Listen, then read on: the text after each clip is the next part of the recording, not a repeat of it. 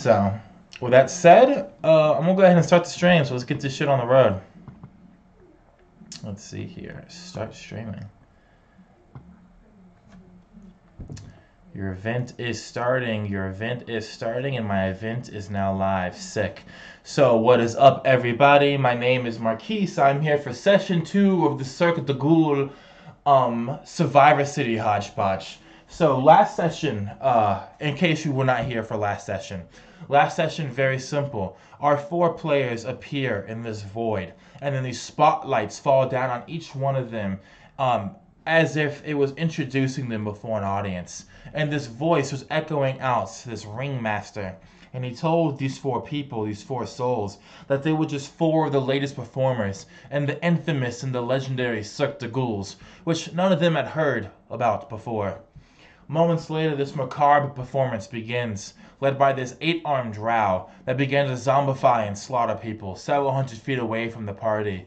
After many ups and downs, after nearly dying in Kyle's case, Adrian was able to order this shroud to stop with the power of a guest spell.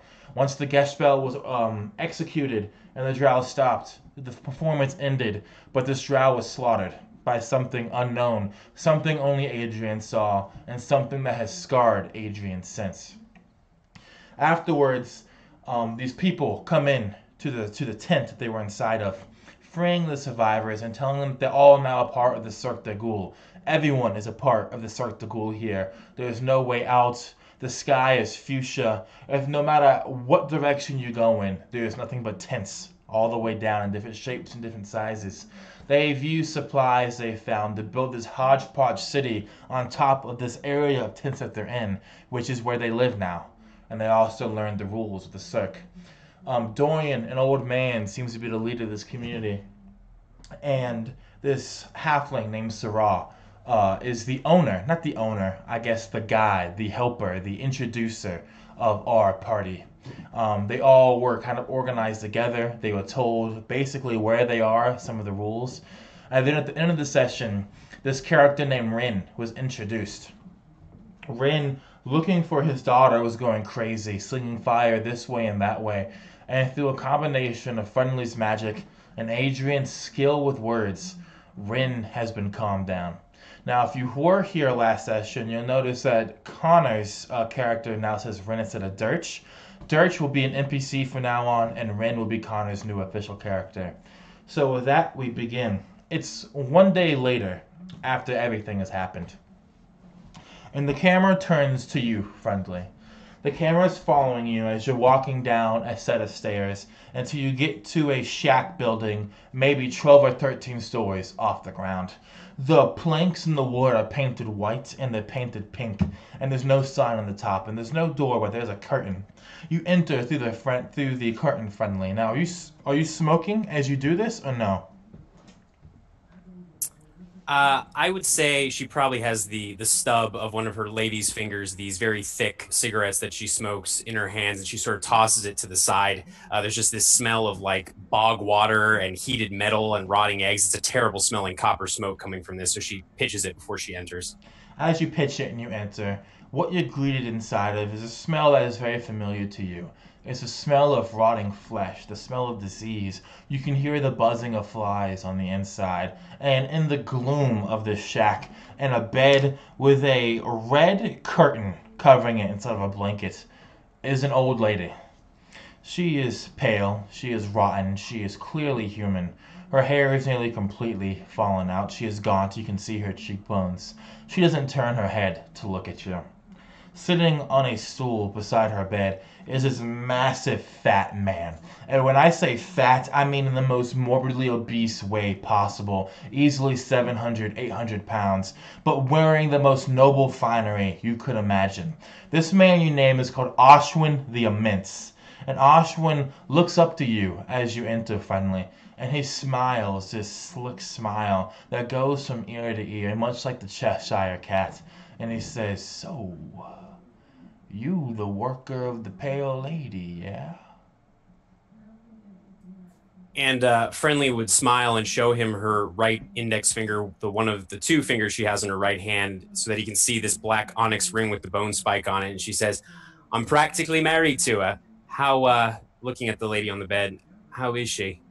She is dying, but not in no fast kind of way, and not in the way that I could help her with. And he reaches to the side into the darkness, and with your dark vision, you can see he's grabbing a hookah, and he grabs the pipe and he takes a long, strong drag of it, and he blows out this smoke that scintillates in the darkness, just a rainbow of colors that quickly dissipate as the smoke fades. And he looks back to you and he says, "Would you like a taste before we talk?" Friendly looks at the hookah and then at Ashwin the Immense, and she just shakes her head before her golden eyes dart back to the figure laying on the bed. Well then, and he hooks it back up, and Ashwin says, "So, how do you do it?" How do I do what exactly? How do you give her the touch? Your gift? How do you kill her? Oh, um, well, and she still has this gray sash tied around her waist, along with this somewhat ratty tunic and breeches, and she reaches into this sash and pulls out this clay vial, uncorks it, and pulls out. It almost looks like a heavy black iron needle almost, and she pours the contents of this vial onto the needle. It's just this thick, clear sludge with a consistency like tar. And she corks the vial, tucks it back in the sash, and holds up this dripping needle and says, "A little prick." All right. And as you take maybe a step or two forward, friendly, the hair on the back of your neck stands up. Make me an Arcana check, if you would.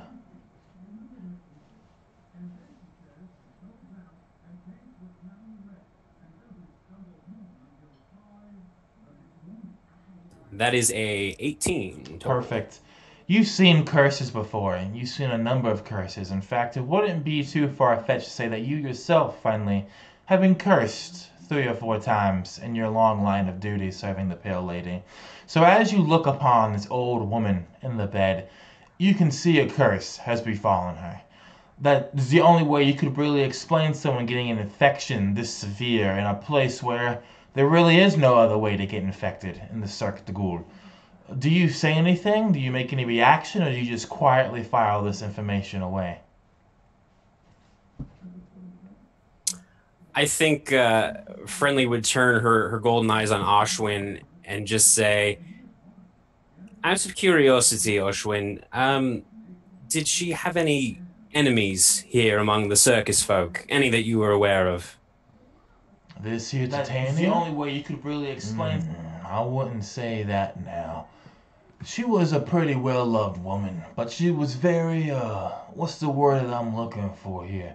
Ostentatious, and how kind of forcefully demanding she was at times. And Friendly sort of reaches up and scratches at the base of one of her copper horns that are kind of growing out of her skull, and she looks over Ashwin's finery as he says ostentatious, and then she says, "Well, I think that this Titania, did you say? I think she might be cursed. Are you familiar with curses, Ashwin?" He rocks back and forth gently like a massive tidal wave of rolling flesh on his stool. And then, after a minute's pause, he takes a long drag from his hookah, and the smoke scintillates through the air. And then he says to you quietly, "The Cirque de Goules is a place of curses, is it not?" I mean, I've only been here for like 2 days, maybe, but yeah, it does seem like a cursed kind of place. Then, take it from me, Ashwin the Immense. This is a place of curses. It's not strange for someone to be afflicted, and no one here can break the curse. And so we accept our fate. I merely called you here to make her fate a little less painful if possible. Of course. Is it not? Friendly is going to walk over to the bed, still holding this dripping needle in her right hand, kind of between her index finger and her thumb. And before she actually inserts the needle into Titania, she's going to look at this infection. Where is it on her body?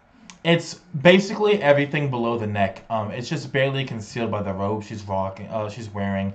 From the glimpses of flesh you can see, the flesh is black and it is swarming with maggots and with larvae and with flies. Mm. So she would frown a little. Is there any roll that I can make, maybe another Arcana check, to see if she could tell if this curse is of the type that would pass on to somebody else, or is this something that would just end with death, Yeah, that's fine. We can do an Arcana check for that, so go ahead and roll for me. Ooh, that's actually pretty good. That is a 21. 21. You were taught well by the grandmother many different curses and what to watch out for. Particularly, you were taught how to break curses. And you know that there's only 2 ways to break a curse. 3 ways, technically. One is through a spell. One is through death. And the third way is through something esoteric that's always unique to the curse. So you do think that if you kill her, the curse will be broken because it's run its course. All right, so Friendly, knowing that, would move up to Titania's sort of head area and just lean down and quietly whisper in her ear and say, "Are you ready, Titania? No more pain, no more suffering, just peace. I promise." Her lips part, and you hear this rusted voice in your ear. And make me a perception check to see if you catch everything that she's just faintly unable to say. So much for good rolls. That is a 4. A 4. You can't make out the words she says. You can't even make out what emotions are behind them.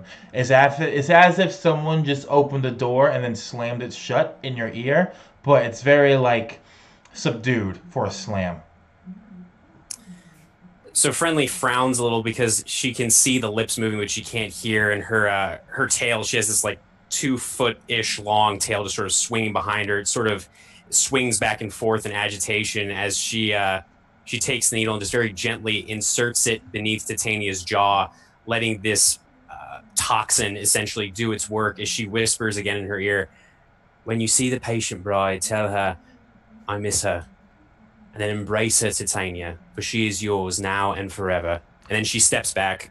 And as you step back, Ashwin the Immense is taking another great drag onto his hookah. And he looks at you, Friendly. And his eyes are completely black all the way across. And then we're going to flip the scene. The camera moves outside. It's very clear that a day has passed because everyone's in different positions. There's been a few fights since the night before. But these fights, for the most part, have been nothing nearly as severe as the scene that you caused, Rin, when you threatened to burn everything down out of anger, out of confusion, and looking for your daughter. Rin, the camera is quickly moving through this hodgepodge city until it gets to you. And we see you on this bridge that connects these 2 shaking, shuddering towers between these 2 tents. Beside you is Adrian. Adrian and Rin, the last 24 hours, without getting into what you guys will be doing for the next 7 days, what have you guys been doing together? Have you been talking to each other? Because Adrian was kind of your caretaker for a while. Yeah, we've definitely been talking. She's been, I imagine, or they have been showing me around the Hodgepodge area. But every time Rin passes one of these tents, you'd see a bit of smoke erupt from his fists, clenched. His knuckles turn white hot. His teeth are clenched. And I think every time that happens, Adrian would just kind of put a hand on Rin's shoulder and just kind of shake their head and... Not yet. Need more information first. As you say that, Adrian, you catch something out of the corner of your eye. When you turn, you see that Sarah is standing at the end of the bridge. This short halfling girl, brunette hair. One of her eyes is like a clockwork puzzle sphere just lodged into her head. The camera zooms in on that eye, and you can just see these small gears inside of it turning this way and then turning that way. And she smiles and she walks forward and she says, "What? Hello, Adrian and Rin." And you know, Ren, that you can tell just by looking at her, she's apprehension around you. Very fairly placed apprehension, giving your temper and your powers. And she looks back to you, Adrian, and she says, "Well, I've come to take you to where the books are that Dorian keeps. And he said he'll answer any questions that you have to ask." Oh, fantastic. Thank you, Sarah. And Adrian would look to Rin. Will you be all right? I'm sure you don't want to spend some time in a dusty room with a bunch of books. Just don't light anything on fire yet.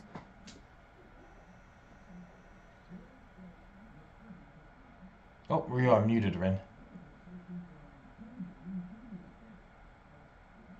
I cannot hear you. Rin has been lost to space and time, it seems. Alright, Rin shakes his head in disappointment as you leave, Adrian, and the camera's going to follow you and Sarah. Sarah leads you down several flights of stairs, and once that she is confident that Rin is no longer in earshot, she's going to say to you, what's the best way to put this? That one is dangerous, Adrian. No, he's not. He's angry. A dog who barks is not a danger because you can hear them. But a dog who is silent, who just stares at you, they are dangerous. Well, they are unpredictable. That's clever sayings and all, and I can kind of see the wisdom in it. But I feel like if someone drops a fireball on top of you, that's a very loud bark that hurts a lot. But what I'm getting at is the others also think the same way. People don't forget things easily here. There's not a lot of us. Not a lot of us at all. So I just like some of us are angry at the Cirque and everything, and we don't like it here, but you don't see me shooting out fire from my hands, right? No.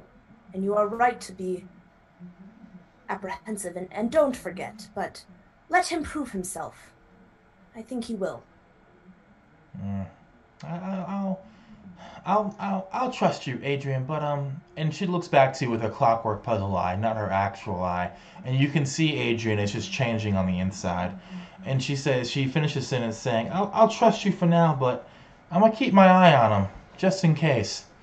And when she says that, she stops. You guys have been walking for some time now, and you're before these massive double doors that look gilded, but you can tell with your sharp eye that they're painted in fool's gold, not actual gold. She knocks on them 3 times, and then the doors swing open, and you see Miss Bearded on the other side, the giant bearded Lady Goliath, and she's looming over you two. And Adrian, are you wearing your mask again, I assume?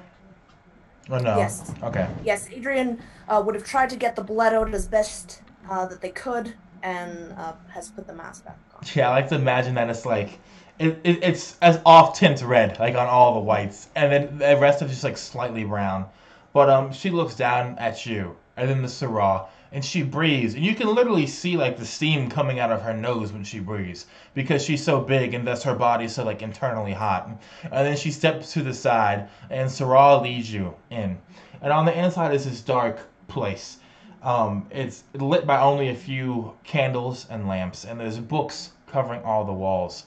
And also inside of here is Kyle Godwin, the other tenant that you are rooming with, and that you actually know his father. Kyle, when she comes in, when they come in, do you say anything to them? Kyle's probably at this point half buried into papers and half-written notes and crumpled pieces of paper thrown around him, and he would, at the moment that they step in, he would probably be with his eyes closed and rubbing his temples. slowly. I like it. Adrian. Probably haven't even noticed them yet. I like it. Adrian, do you say anything? Yeah, I think Adrian would go over and lean close to Kyle. And Kyle, you might look over because you hear like this breathing, and you would see just this very unsettling looking mask. No, Read anything interesting? well, some parts yes, some parts no. I'll let you know if I figure anything out. Maybe you can help around. There's plenty of stuff to look at, plenty of dead ends, and That was very tiring. that would be for the best, now wouldn't it, Mr. Godwin?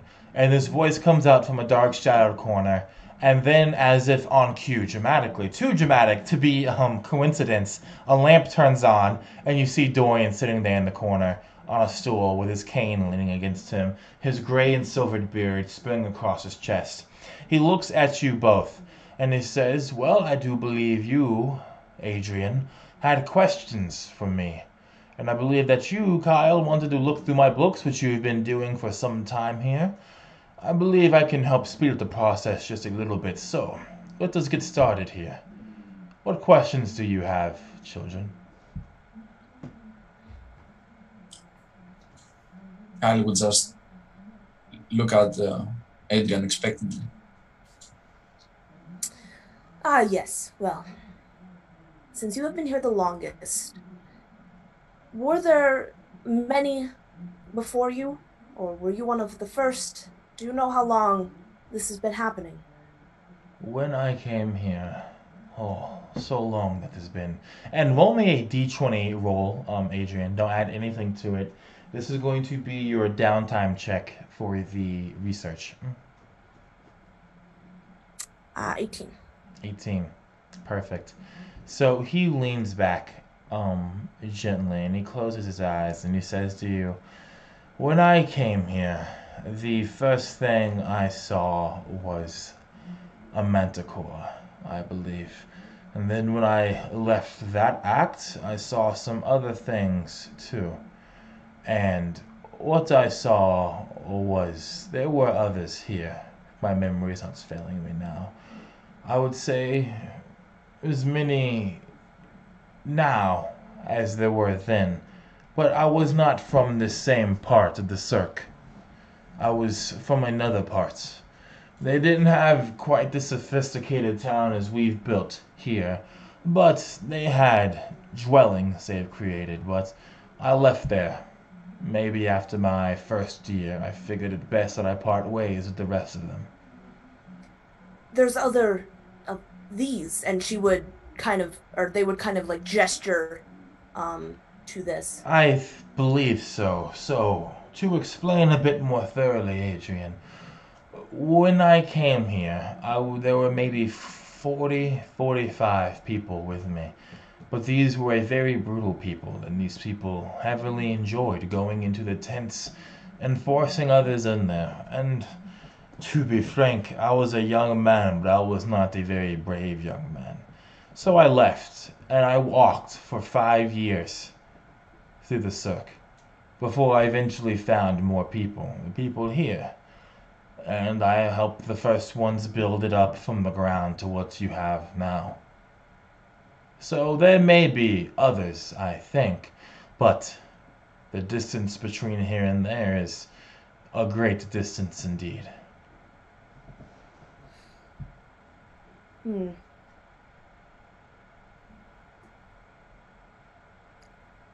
And you've never seen the Ringmaster? No, but I've known others who have seen the Ringmaster. They describe him differently every time. The only thing that seems to be consistent is his top hat, black, and the violet jacket that he wears, along with his white gloves. Everything else, from his dress to his ethnicity to even his species and a basic, even his sex, seems to be ever changing. Are there any here who have seen him? Or them? It?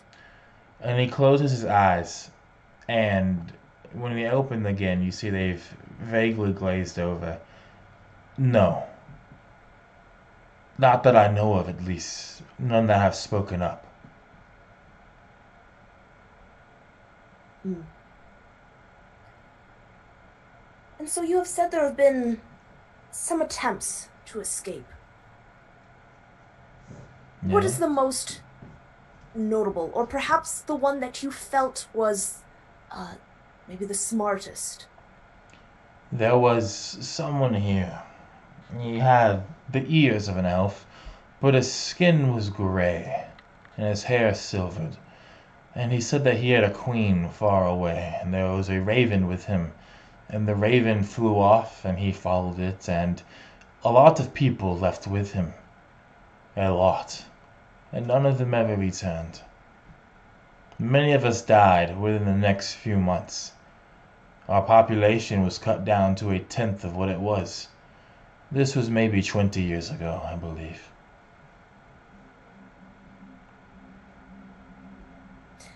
Hmm. And why has that stood out to you? The raven, it was... You've seen ravens before, yes. I assure that you have. You're an Eladrin. You're very attuned to nature. This raven was... It was smarter than me, which is an odd thing to say. It didn't speak, but the way it looked at people, how it moved, how people were attracted to it, how this elf talked to it. The raven looked as if it knew more itself. And when the raven flew away, that's the reason so many left with it. They want the raven, not the elf. And the elf, too, said strange things. He said that there were more memories to be remembered here in the Cirque de Goules, and he wanted to find them. For his queen, he said. Very esoteric stuff that I found hard to understand, and to be honest, scared me more than a little. Yes, I imagine that would be quite unsettling. Mm-hmm. Are there any animals here? There were, sometimes.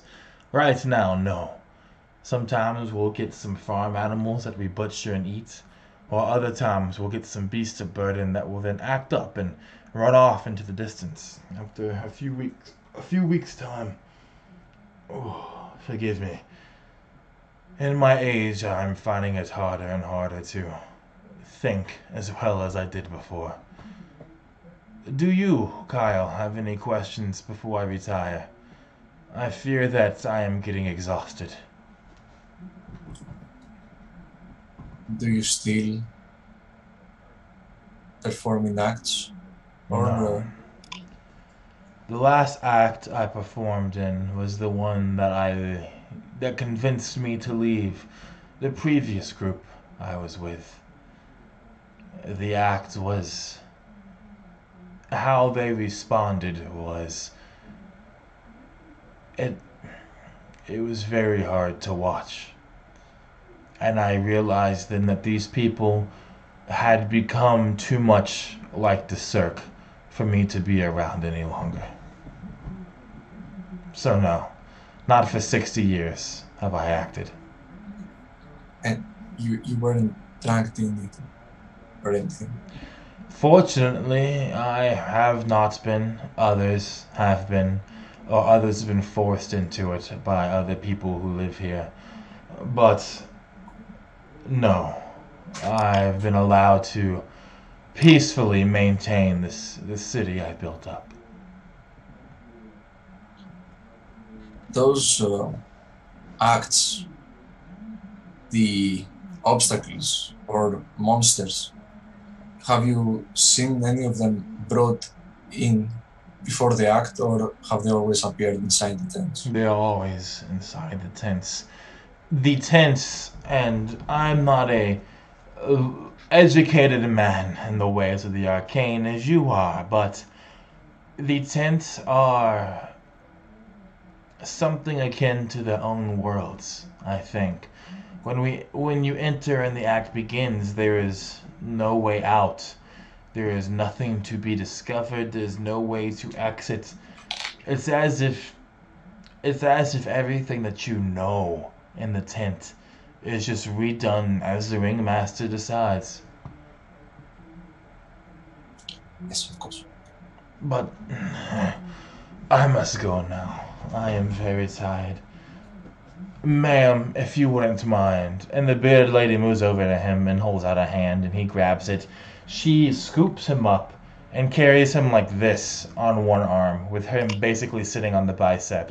And she lowers his head with one hand when they go out the door, and she basically walks off, stomping down the Hodgepodge city, leaving you two alone. Sarah is no longer there. And now that you two are isolated, the camera is going to move. And the camera goes back to Sarah, and she's watching you, Rin, from the distance in the shadows. And Rin, what have you been doing since Adrian left your side? He's been pacing around and around, up and down one of these alleyways. He always glances at the tents whenever he gets a chance to. He's muttering to himself under his breath. I imagine a lot of people are giving him a lot of distance as he fumes back and forth, stomping. And as you fume back and forth, as you so eloquently said, and stomp around wherever you choose to stomp, something strange steps out before you. It is a tall woman. She is lithe in build, and she is wearing what might be described as a tuxedo back in the Marquiots. However, emblazoned onto the chest of the tuxedo is the sign of a spade, as if on a playing card. And she's wearing a top hat, and her hair falls about her face silverly, and her ears are pointed in the elven fashion. But she's not built like an elf. You suspect she may be a half-breed. And her eyes flick to you, and she says, "You're the pyromancer, right?" Yeah, so get the fuck out of my way.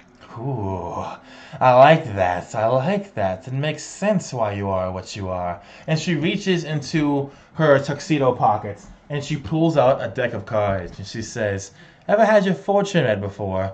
And if you respond to me with a threat, it won't be nice for either one of us. So I advise you to answer the question straight, Rin."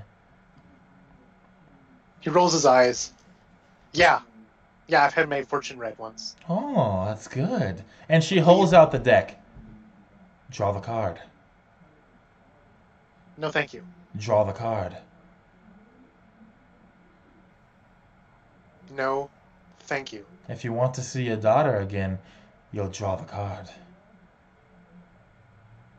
The hairs on his arms begin to burn, smell like burnt popcorn. Ooh, that made you angry, didn't it? I'm just jesting. I have no way to get to your daughter. He just grinds the back of his teeth.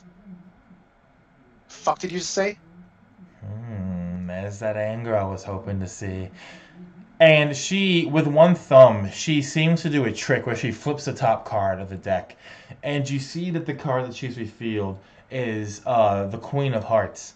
But when you look at the Queen of Hearts, there's like a heat mirage over it for just a moment. And the face of the Queen is the face of your daughter. And you see her crying in the card. And then she says, "I think she misses you." How do you interpret this, pyromancer? Rin just snatches for the card. As you snap, make a sleight of hand check for me. Dope. Nice. 18. 18, let me do a competing check here. Pray your soul that you get this card. Alright, she has a natural 20 on the die with a +5 modifier for a 25. You shoot your hand out to snap the card, but she raises her left hand and the deck is already there, and you're just grabbing it empty air.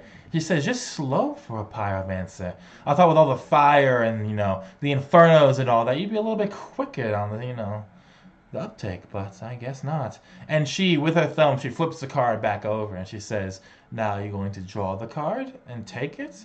Or are you going to keep playing games with me, pyromancer?" Fuck, sure. Fine. And she holds up the deck. And do you take the top card? Yeah. When you take it, what's your AC, Rin? I have an 11 AC. 11 AC. I love it. Give me 1 minute here. All right. Um, maybe no. It's because of the flames around you, the heat around you that makes the air waver, that this doesn't strike you. But she spits at you. But it is not spit that comes out, it is a dart that comes out. And it goes just right past your cheek as you take the card up. What do you do in immediate response? He envelops himself in flame, seeing this like dart, this projectile, just like spit past him, and he just erupts from head to toe, like Human Torch style. Get the fucking away from me! As you blossom in the flame, everything around you starts catching fire in this Hodgepodge city. In the specific section you're in, the curtains beside you blow up, the paint begins to peel off, and then the wood ignites. And this is a fire that, because your whole body is on fire, is already too big to be easily contained. And she just giggles to herself. And she turns, like, profile to you, and then falls over the railing saying, "Too easy, too easy." And if you look over the railing, you will see that she is now gone, cards and all. And the fires are spreading around you, Rin. And you hear a scream. And Sarah is running at you saying, "What are you doing? What are you doing?" Rin flips back at the sight, and he's got red anger in his eyes. But seeing this little lady, panicked and worried and grandmotherly, running up to him, it's his. He kind of wanes a bit, and the flames flicker down from being fully in furnace to just little campfire flames, and then they soon extinguish. Someone attacked me. Sarah slides to a stop and she says, "I've been watching you this whole time. There's been no one here. You were talking to yourself, and then you just explode Not into by fire." myself. Don't you fucking lie to me. There's a lady here. Where is she at now? I've been watching you. She went that way. And Friendly, you are in the shadows of an alleyway, maybe 2 floors above, but you have a vantage point looking down on all this, and you've seen this altercation happening. What do you do, Friendly? I think Friendly would probably try and get down. How high up is she? You're about 20 feet above him. Let me see real quick. Do you want to have something for this? You have Featherfall, so if you just jump down there and like grab a ledge, it should be good. That is exactly what I'm thinking about. Yeah, so I think she sort of frowns a little, and her eyes dart around this crowd of people, or the people that are in this area looking for Adrian. When she doesn't see them, she sort of sighs, and then she just takes a step and just kind of hops over this balcony and starts plummeting down towards Rin and Sarah, grabbing a ledge at the last minute to keep from actually hurting herself, if possible. Sarah opens her mouth in a gape, and then she looks over and she says, "Friendly, is that you?" Yes, it is, Sarah. I think is everything still burning at this point, or is it? Rin's put the flames out, right? Yeah, I can just do like that. Okay, so Friendly sort of holds up her hands and kind of pats the air in front of Sarah, and just like, "It's fine. I'll go ahead. I'll take care of this. I'll go ahead and get Adrian. This is going to be fine. All right." Well, I can't. Listen. I will. And she kind of looks over her shoulder at you, Rin, and smiles a little. "I will. You need to calm down, regardless of what you did or did not see. All right? Let's go get Adrian. This is a shitty situation without people setting things on fire, and she looks at Sarah, or accusing people of not having seen what they claim to have seen." I've been watching him this whole time, and this doesn't miss anything. And Friendly kind of squats down in front of Sarah and just says, "Sarah, someone just told me not too long ago this is a place of curses, a place of illusions, a place of lies. I am not sure what Rin did or did not see, but if he says he saw something, we should at least consider it." She makes a frown, like how a child makes like a pouty face, like when you tell them they can't do something. And her puzzle eye, you can see, is whirling in her socket. And then she like turns around, and then she just runs off somewhere deeper into this Hodgepodge city, leaving you two alone. And Friendly sighs a little and flicks this strand of white hair out of her face as she stands up and looks at you, Rin. She's only about like 5'7". She's not especially tall, and she says, "What did you see?" some fucker just approached me in the alleyway, just started talking mumbo jumbo, bullshit, whatever, crazy Looney Tunes. Something about a deck of cards. And I was like, sure, cards. Like a card So I game? spat a word. Yeah, cards. You know, this big, flick them around and stuff. Yeah, cards. And Friendly sort of bares her teeth again in this smile that doesn't quite reach her eyes, and she says, "All right, Rin, all right. Let's go get Adrian. They'll know what's going on." Sure, let's go and get Adrian. Always Adrian. I mean, I am a little partial to Adrian, I have to say. They seem like they got a good head on their shoulders, you know? Maybe a good head for this sort of thing. Or maybe Kyle. And so she's going to start walking. Actually, she stops as she takes a step and says, "Do you know where they went? I haven't seen them." Yeah, the dusty old place. Dorian's place. Oh, all right. Well, let's go.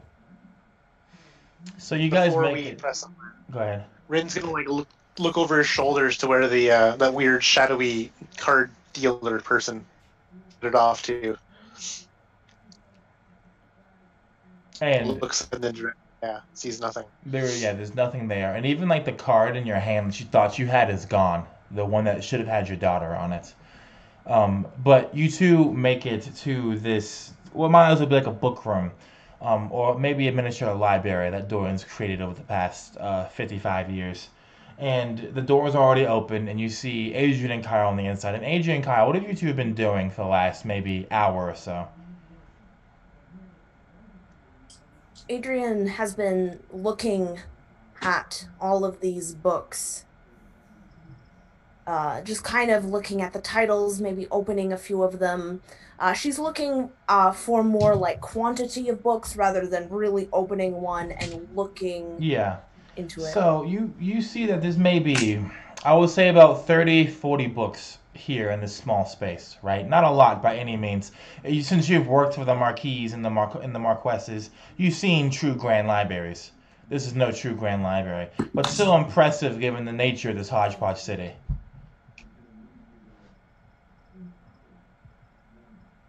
So what kind of books? The kinds of books you'd see are they're all very different books. They're very random in what you find. Some of them are like books like apothecary studies, right, with like plants and like drugs in them. Other of them you find like fairy tales, or you'll find some myth. Occasionally you'll find a sacred text, but nothing that's consistent, nothing of a theme.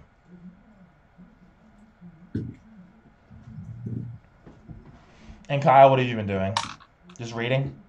I would be probably using Adrian to filter through any books and maybe find something that may be useful and throw it towards me, and so I could skim through it and see. So with your pre-game downtime activity roll, between you and Adrian, you find something that's nondescript at first. It has no title on the binding.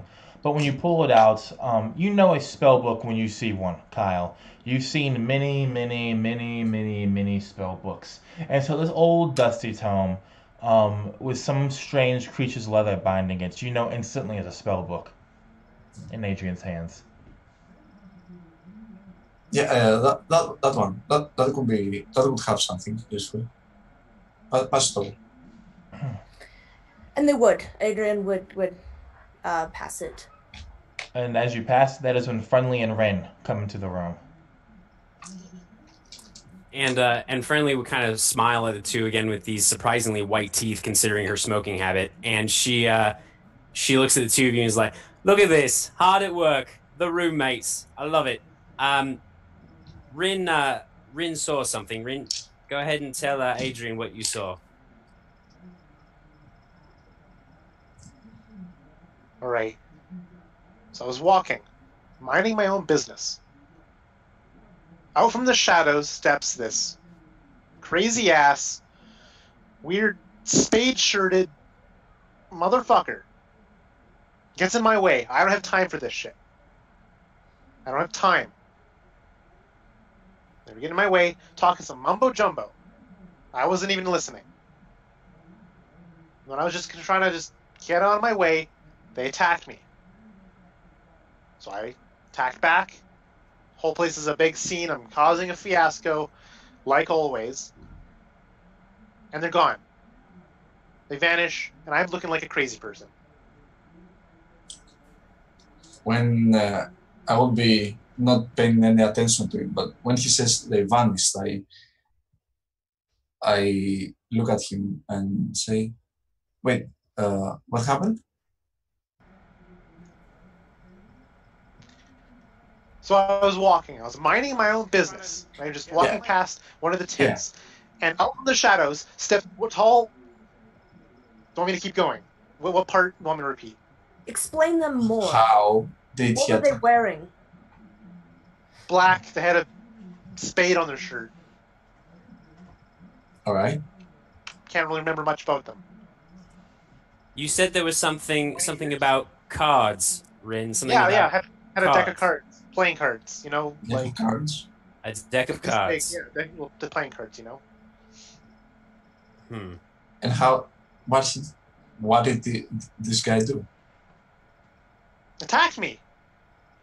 But how did he pull a knife and try to stab you? What did he do? Did he do any magic? Sent some kind of dart at my face. You know, like a stabby. Okay. Well, looks like it missed you. What happened then? Yes, it did miss. Then I retaliated. Then the time I fucking retaliated, they were gone. Did you shoot any fire again? Did I shoot any fire again? No, I did not shoot any fire again. It more like wreathed his body. I saw a little bit from where I was. There was some burning. I like the word wreath here. Wreath is a very good word here. I like wreaths. I understand the wreath. Yeah. Syrah saw the whole thing, and she claims that she did not see Rin talking to anybody. And she was quite upset. Now we'll get into the good stuff. I hope. And good stuff. Wizards, you know, they like strange things. What do you mean wizards? Oh, he's a wizard. You didn't know that? Kyle's a wizard. Not a pyromancer like you, but he is a wizard. Anyway, what I'm saying is, this is a crazy place, okay? If you get jumped on while you're walking, it's not a big deal. Probably happens. What do you mean it's not a big deal? I mean, I'm saying it probably just let happens. people just attack me in the middle of the alleyway and just... No, you should fuck defend them, yourself. I guess. Fuck me. Everything you did was right, okay? Thank you. Thank you. If someone attacks you, you should defend yourself. Now, the interesting part is that the witnesses said there was no one there that was talking to you.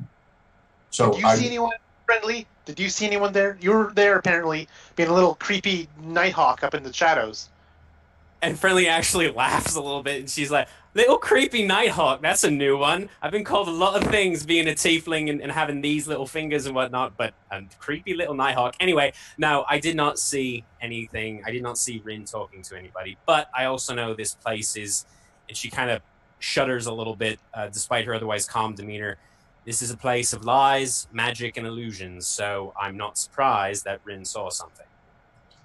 So we can probably get to the bottom of this, but you have to remember exactly what happened. Okay, moment by moment. Maybe we can figure this out. Okay, and I grab a paper with some half-assed notes and draw a line, crossing them off, and stare at him. So, he practically appears before you, okay? Well dressed, with a spade, deck of cards, and what did he say to you? What was... I wasn't even listening. Just some mumbo-jumbo about, oh, have you ever had your fortune read before? I'm a crazy card reader person. I'll make your life a wonderful thing. Something like that. Okay, thanks. That was something. Okay. Did he ask for your fortune? To read your fortune? No asking was involved about reading my fortune. What did he... I do not say yes to getting my fortune read. Okay. What did What did he tell you? What did he ask of you? Did he just appear and attack you, or what happened before? So, I'm minding my own business. They step out. Okay. They start blabbing about shit. cards and reading my fortune. I Okay. say, get out of my way. I want none of this. Okay. I continue. They attack me. I retaliate. They're gone. Nothing happened in between then and there. There's no fortune reading, no spying on what my daughter's like, nothing like that. Wait, what? That's a strangely specific reference, Rin. That's the No idea what you're talking about. Your daughter. You just said nothing about spying on your daughter? You didn't mention I that said the nothing first about time. spying on my daughter. And We just drop this stuff, please. Friendly kind of gives this And windstorms out. gives this significant look to Adrian and just says, something we should keep in mind about our roommate is that we can't afford to have people pissed off at us because he's setting fire to these extremely flammable wooden structures. That's how we get thrown back into a tent. But this is concerning. This whole thing was, and she shakes her head, this whole thing was weird, like really weird. Everything here is weird. For all we know, somebody... Well, we do know that a lot of people don't like him. Somebody came up, did some sort of magic just to mess with him. And with his very colorful rendition of what happened, we're not going to get very much information. That's true, I think. The only thing is, if Sarah didn't see, I mean, she's got that clockwork eye thing going on. I'm not even sure if she sees anything with that thing. Anyway. I mean, I always thought it was magic of some kind. Maybe that allowed her to see magical effects. But if she didn't see anything with her eye, I didn't see anything with my eyes. I don't know. I mean, I'm not doubting him. It sounds like he has a lot of very specific details for it to be a lie, but it's odd even for this place, and we've only been here for 2 days. Doesn't sound impossible for someone to be hidden from everyone.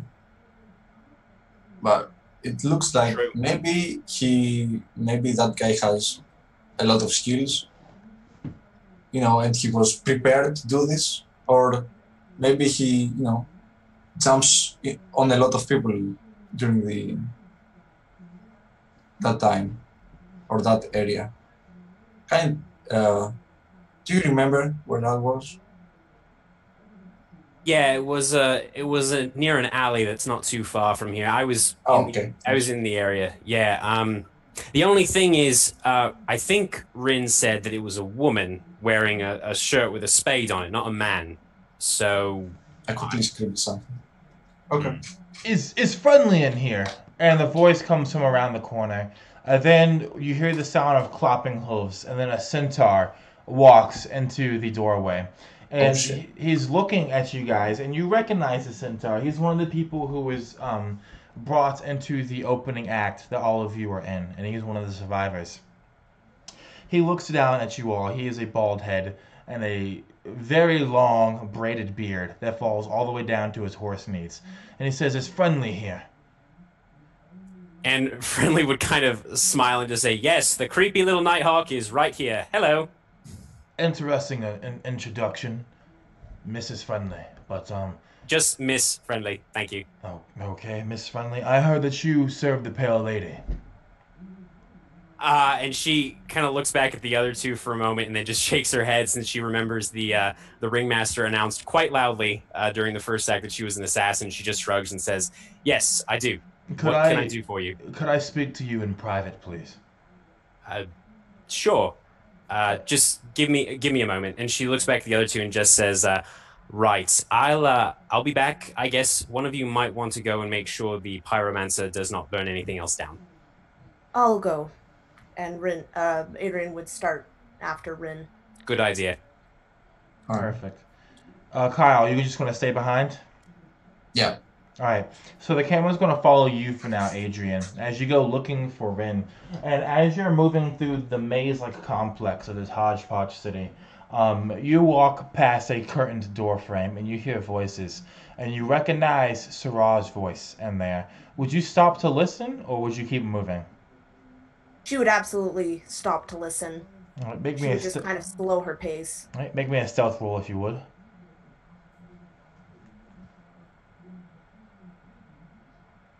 It's a 14. 14. All right. As you stop to listen, on one side of the curtain, you hear these voices. You hear Sarah talking, and she's saying, "I just don't think that it's fair. I mean, we've thrown people into tents for less than what he's done. He's clearly a look what he did." And then another voice, a couple minutes afterwards, replies very slowly, "Yes, you're right. We have done that, and I think in a few days' time, Dorian will make a decision, and if his decision is not to our liking, then I will do the honors myself. I think doing so 7 days from now would be nice." And Sarah says, I hate to do it. I really, it's just, if we don't, he could, who knows what he could do.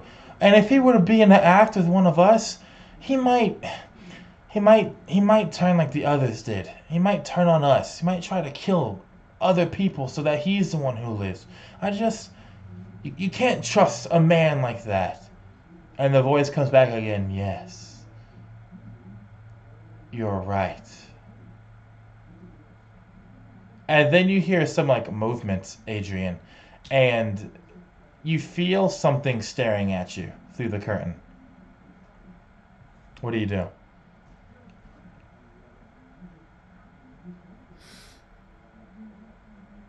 Adrian would not make a move to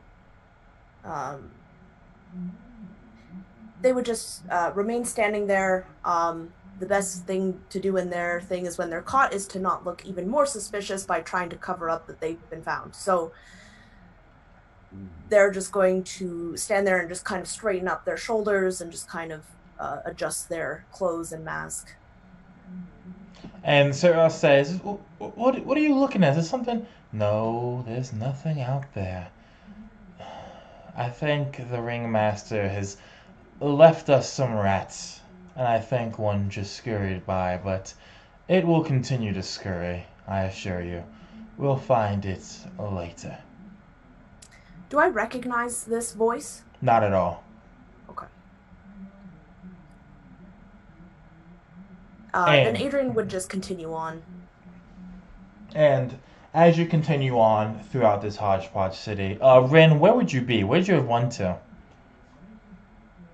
Some place, kind of like a quieter spot. It's like, I imagine like at the base of a column that one of these big not tree houses, big like bunk houses, I guess, would be built. It's just like some not ghetto area, but pretty dang out of the way. I love it. I like to imagine that like you're underneath like the wooden planks themselves, and like so like right above you is like these painted planks with like pictures of like pirates on them and clowns, and then you hear creaking over it, and Adrian, you would see in the spaces between the creases Rin directly underneath you.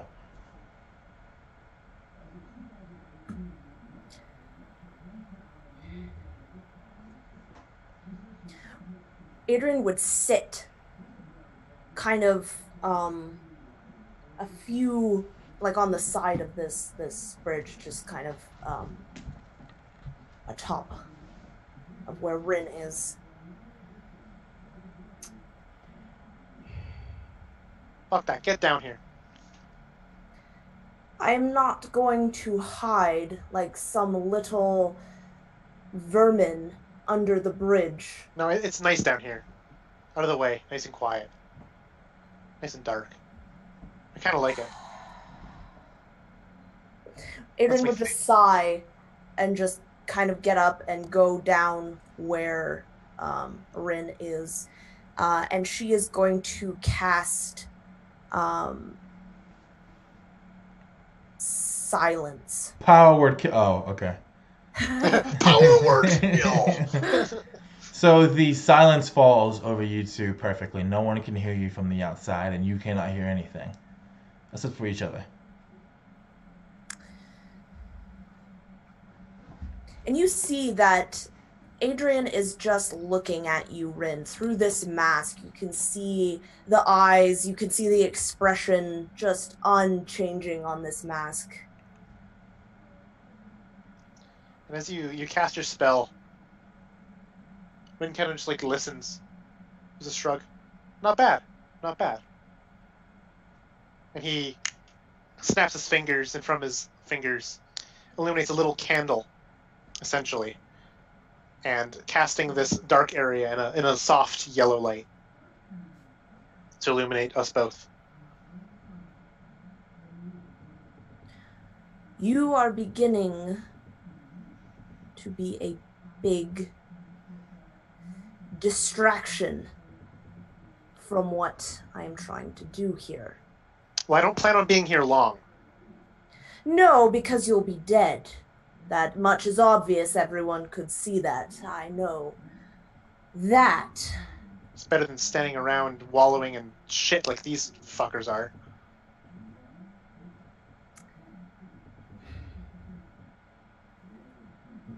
You are no better. They are doing nothing. You are also doing nothing, but ensuring your own demise and... I've been here 2 days. What do you expect me to have done? Burn the whole place down? I can do that if you want. Information, you idiot. And then you can see Adrian just kind of take a deep breath and just kind of...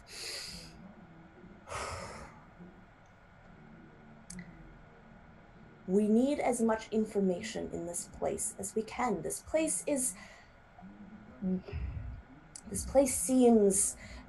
thrives on the lack of people knowing things. I think I know enough about this place.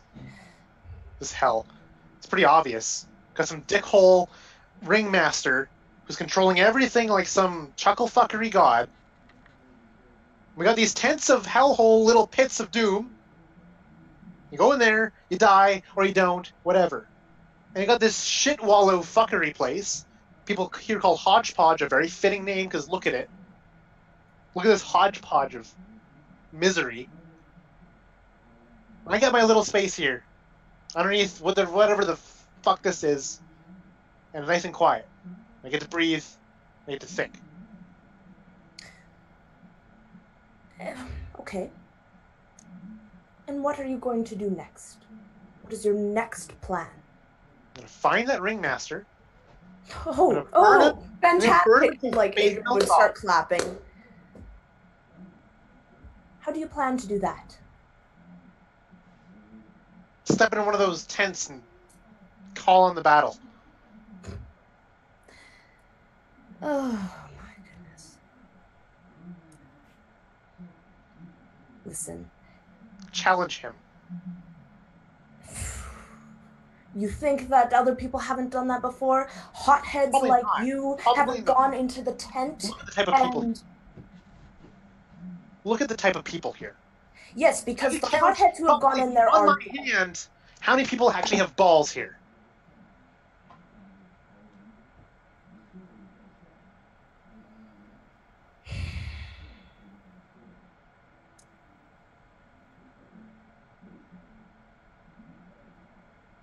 Do you have any If you want to family? get back and find your daughter, this is not the way to do it.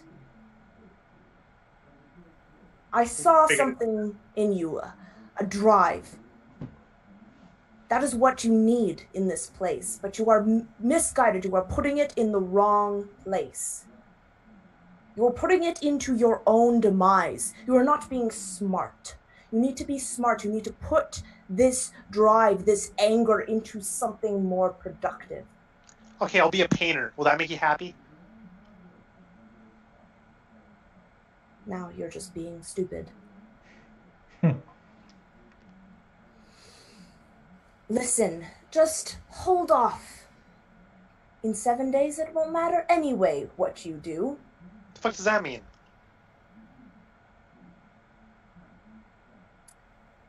Just think before you act next time. Or make sure that none of us are around. Is that a threat? I know what you're threatening at, but I don't like the sound of it. I don't like your tone of voice.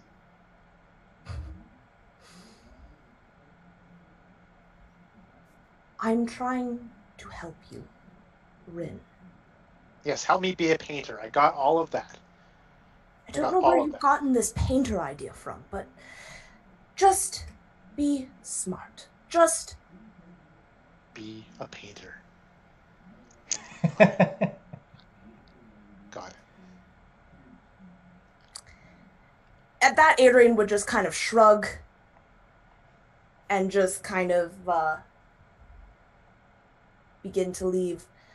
And as she leaves, or as they leave, they say, "You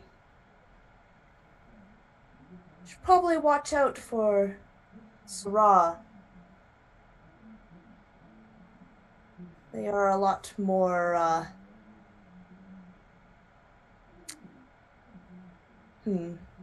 They are a snake in the grass.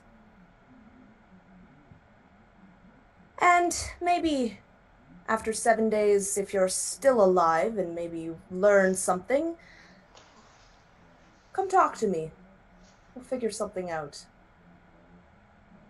And with that, Adrian would leave. See ya. As you leave, we snap into a flashback.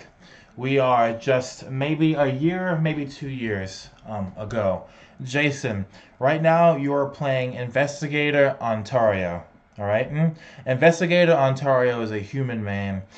You come equipped with a single flintlock pistol as well as a short sword.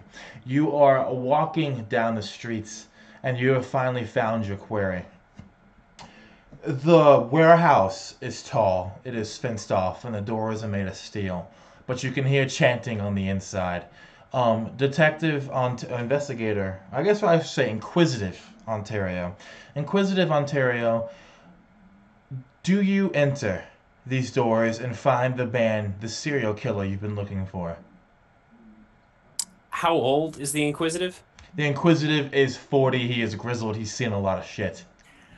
I think he would try to listen at, maybe not at the doorway, but near the doorway to see if he can tell how many voices are chanting before he just goes in guns blazing like a rookie. Kyle, what is the sound that you're making as you prepare for another sacrifice?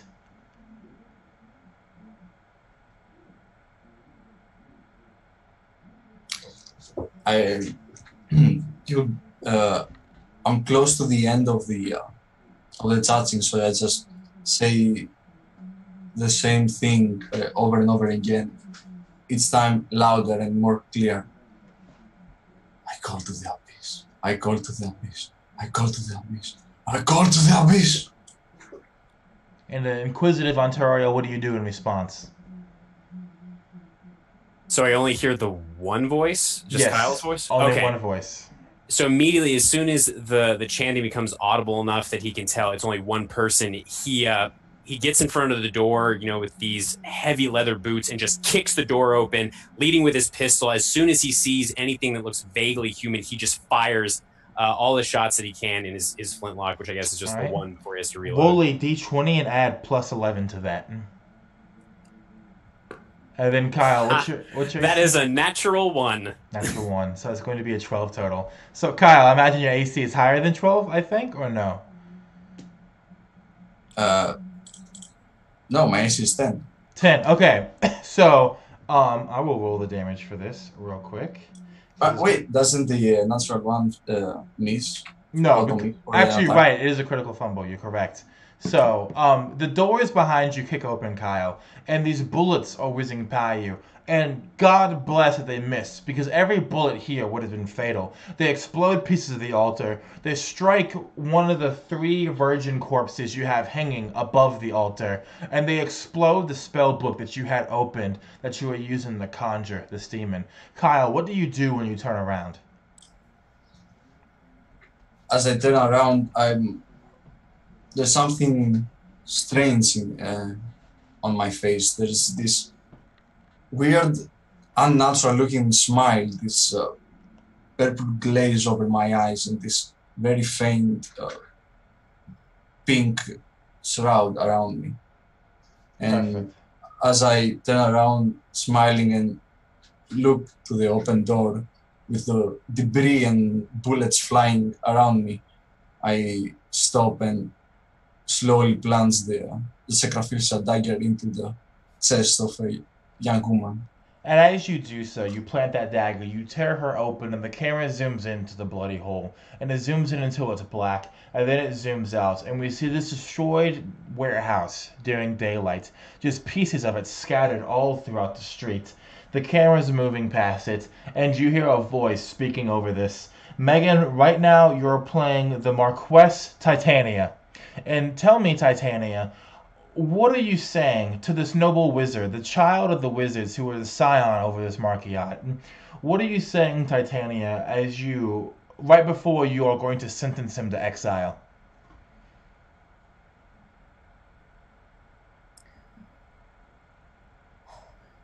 Your parents, they were of good blood. You had so much potential. It is a shame that you had to waste it. It is a shame that you had to take on such a despicable pastime. And Kyle, you are chained before them. Your fingers are chained so that the way they are open, they cannot close. There is a bridle in your mouth, a bit in your mouth, so you cannot speak. Your legs are kept chained together, and then slowly these hands come up behind your head and remove the bit, allowing you to respond to the judge, to the Marquette, the Marquess. What do you say? I have failed my family. I have failed the city. I have failed you. And as he's speaking, Inquisitive Ontario, you've been on this case for a while, tracking down these disappearances and murders of these young women and young men. What's your reaction to knowing that he's going to be exiled instead of executed? I think the Inquisitive is just sort of looming over at Kyle's side, and his hands, these scarred hands with sort of a little bit of gray hair on the knuckles, are just trembling, and he's thinking about everything he had to offer the Church of the Starless Night to get the information that they had, so that he could find Kyle in the first place, or to find him after all this time chasing him. And he looks at the Marquess, and he's going to very slowly, trying not to draw attention to himself, reach for his flintlock and try and take another shot if he can without being seen. Perfect. Go ahead. Roll an attack roll. Wow, that is a 15. Perfect. So you pull the trigger and you attack this young wizard, and the echo of thunder goes off across the crowd, and the camera skips ahead again. Dirch, Connor, you're playing Dirch for this scene. You're standing before a house. The door opens and you enter into this house, your bare feet moving along these nice fine carpets. And you see this young girl lying on a bed, her parents beside her crying, and she is seizing. And you can see this strange spiritual matter, this ectoplasm draining from her ears and her mouth. And you see Kyle standing at the foot of the bed, an exorcist, and one who's new to the city. What do you say when you enter through the scene, Dirch?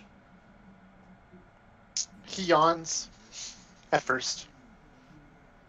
Then as he lumbers over, he puts a hand on one of the parents' shoulders in a respectful kind of like, I'm here with you kind of way. He mutters in a low voice, may I? And the parent goes to nod yes, but she looks at you, Kyle. And Kyle, you see they've called in a sandman to assist, an affront to your honor as a noble exorcist, or at least you're noble in this city, so far away from where you were born. Kyle Godwin, how do you respond? I'm not done yet. You started already? I was safe. I'll just kind of just Right. like pulls up a stool and just like, oh, this is comfy. Kind of like stretches out his legs and unfurls his toes, kind of right by the fire. Just like, let me know. Just keep quiet. And And- he'll go back to reading through his rites of banishment. Perfect. And as you do so, the scene slowly gets darker and darker and darker. And you open your eyes, Kyle, and we're back in the Cirque de Goules. You're at that table you were at. You had nodded off. It's been maybe 4 or 5 days since Rin had his encounter with that mysterious phantasm. You've been coming here every day to study the spell book because Dorian told you not, under any circumstances, to remove any book from this room. So, Kyle, you open your eyes, and when you look up, there's someone sitting at the table with you. Fuck! That keeps happening. It does, doesn't it? Says this slow voice. And when you look at this person, her head is shaven completely on the left side, and it is tattooed so that you see several different Roman numerals going from 1 to 10, basically like in a crown around her ear. The right side of her head is just this quick bob cut, kind of swooped over this side, white in color. And she is wearing this very, very colorless, pale gray tuxedo. And she leans back and make an Arcana check for me, real quick, if you would, Kyle.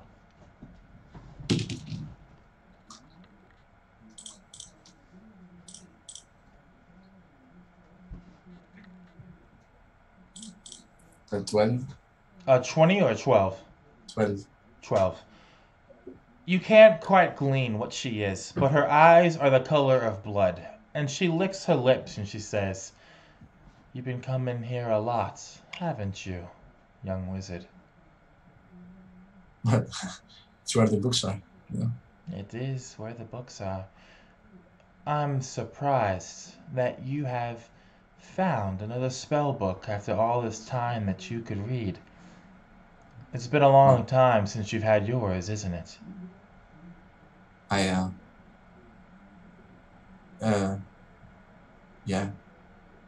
I'm sorry, I'm Kai. You are? I remember when your spell book was destroyed. Well, damaged before it was destroyed. Inquisitive Ontario missed his shot on you the first time, before the trial, and you stuck your knife in me right as his spellbook was destroyed.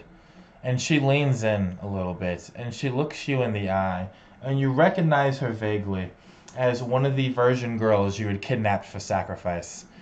But she looks different now, like there's something else about her that's strange. She puts her chin into her hand like this, and she stares at you with a smile, and she says, "I take it you're still working magic, even though the Marquess told you not to?" My my quest isn't done yet. Your quest isn't done yet. And she licks her lips, and when she does so, you see that her canines are unnaturally long. And she pierces her lips, and she says, "And that quest to summon more demons, more devils to find your parents?" Yes. You know, you could just ask the Ringmaster, and he would tell you everything. And she reaches into one of her sleeves, and she pulls out a deck of cards and puts it on the table before you and slides it up, and she says, "All you have to do is draw from the top card."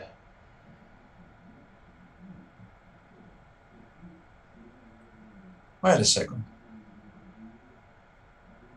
I quickly look her over once more.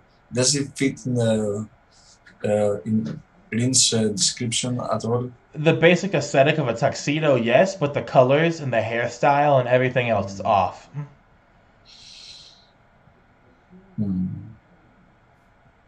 So you're saying that I can find the Ringmaster if I pull a card? I am saying that.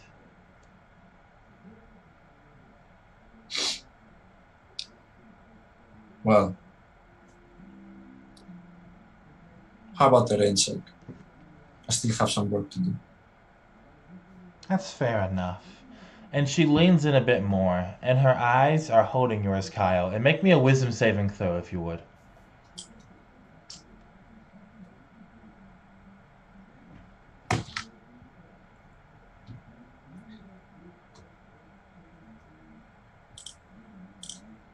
13. What was that? 13. 13. It's in the back of your head, and it blossoms like vines moving through soil, through your mind. The charm that she is weaving on you. And you find a part of you cannot deny her what she says next. And she says to you, Kyle, I've always been a fan of wine, you know. Human wine, especially. The eladrin that you sleep with, they don't taste so good. Nor do tieflings, but you. And she reaches out and she beckons you to lean forward, Kyle. And since you are charmed, you will do so. And when you do, she grabs you by the back of your neck, and her mouth opens up, and she goes to bite into your neck, Kyle. And as she does so, there's a knock at the door. And that charm that you are under ends like that. And you blink your eyes, and she is gone, and the door opens, and Sarah enters. And she says, Kyle, you're in here, right? 1 second. That's where she bit me. And she did not bite you, so your neck is completely unharmed. Yeah. The cards are gone on the table. Yep, off the table. There's no trace of her having ever been there. Even the chair itself is like pushed in as if someone had never sat there.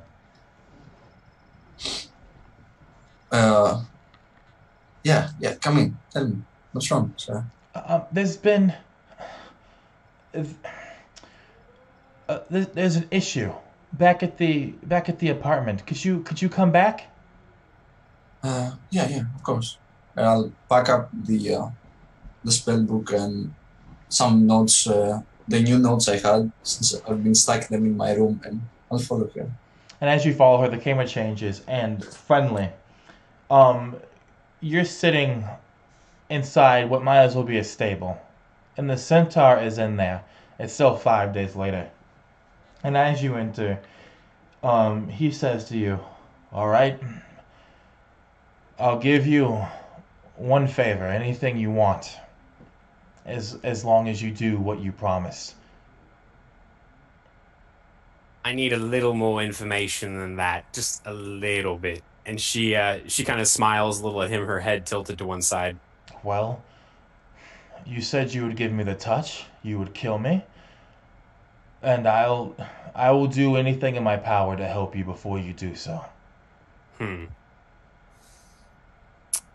And she sort of taps her lower lip with a finger on her left hand, her whole left hand, and she looks up at the centaur and says, "How do you feel about the pyromancer?" Wee bit daft, that one. A bit too sparky for his own good. From where I come from, the only tradition we tolerate is divination. This pyromancy, this evocation, this city magic smells bad. Smells terrible, like shit. I'm used to smelling shit, but this smells especially like shit. So he smells like shit. But have you ever seen a phoenix before? And Friendly kind of thinks about it, and then eventually she shakes her head and just says, I mean, I've seen paintings of them, in the houses of the nobility in the city where I come from. But no, I've never actually seen one. It reminds me a bit of a phoenix. They have this thing about them. When they get old, they get violent and stupid. But when they die, they come back very regal, very noble. I think he might be one of those types. Or maybe he's not. I've never been the best judge of character, and he could just be a giant asshole. But regardless, that's what I think about him. And Friendly just nods slowly and then looks at him again and says, "Why do you want to die?" I can't. There's no way out of here. I found a goat when I got here. A goat? A goat. A goat. Got it. A goat. Continue. I don't know where the goat came from, now that I think about it, but I didn't ask that question. I took my spear and I speared the goat and I ripped out his entrails and I read the entrails and it told me there was no way out of here. Ah. I cannot live without my herd. I cannot live in this place. It is not built for one who's half horse. I would rather die than bear this depression any longer. I know I'm being very blunt and straightforward with you. I appreciate it. It makes things easier. We centaurs have never been a people of subtlety and nuance. We've always been very charge forward first, to be honest. So I'm being honest with you. I would rather gallop amongst the stars with my ancestors than live another day in this goddamned hellhole. And Friendly stands up, sort of brushing some hay off of her burlap breeches as she looks at this centaur, probably staring up at him, and she nods once again and then says, "There will be some people, I'm sure, at some point, maybe within the next few days, maybe within a week or so, I don't know. But I am almost certain there will be some people that want to throw Rin into one of these tents because he nearly set this city on fire, at least part of Hodgepodge on fire. When that happens, I want you to help them. And I do not want you to mention me or Adrian or Kyle or anyone else when you do so. Just pretend or act as if you are doing this of your own volition. And help them throw the pyromancer into the tent." I can do that. Excellent. And after that's done, I will send you to meet she who waits eternally. Then You're very lucky. I- She smiles a little. I'll ask it when the time comes. I'll just tell you this right now.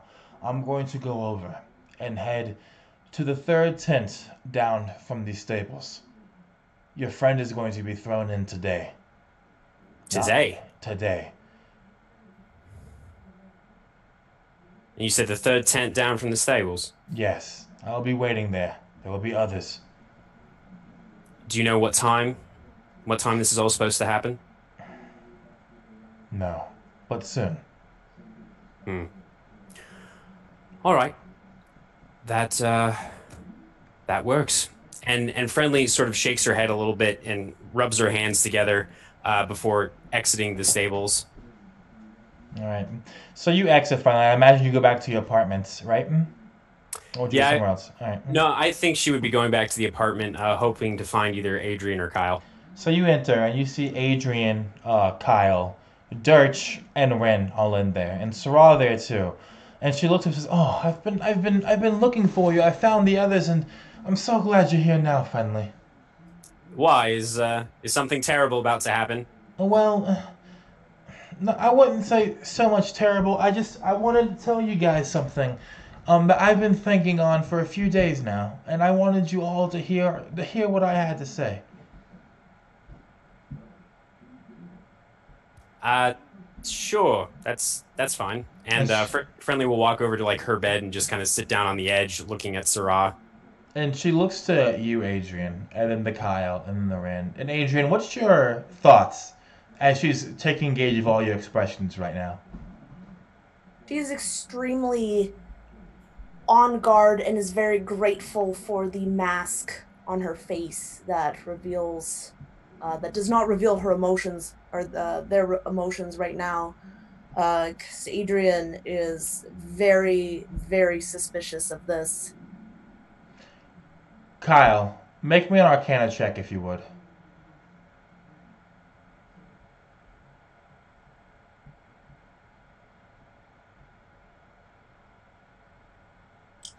$17. Perfect. I'll get to that in a moment. Ren, what are you thinking as Sarah is looking at all of you right now? Rin is restless. He's tapping his foot against the floor. He doesn't like being so still when there's so much he could be doing. When stuff could be done. He feels like this is a big waste of time. Perfect. He wants action. Sarah says, I'm sorry. And Kyle, what is your reaction as you realize that etched into the ground, ever so faintly, impossible to see by normal eyes, and etched into the walls, and sewn slightly into the beds, are countless teleportation circles? I start saying, holy shit. And before you finish that, there's a snap of light. All of you appear before a tent at once, and there's a crowd there, a crowd of 30 people. And you see the centaur, friendly, and his eyes go wide. And he says, no, no, no, not her, not her! And then the crowd moves as one, and they force all of you through the flaps of a tent and into the darkness on the other side. As they do so, that one beam of light that separated the tent fades away like this, and you're in the darkness. And ladies and gentlemen, boys and girls of all ages, welcome to the second act of the Cirque de Goules. And that is where we're going to end tonight's session. So, thank you, my 4 players, for a very lovely session tonight. Very good character drama coming from all of you. A short session tonight. Next session will be longer. Next week, at Saturday, 8 p.m. Eastern. Thank you for those who've watched. Thank you for those who will watch. And I will catch you guys soon. So I'm going to go ahead and stop streaming.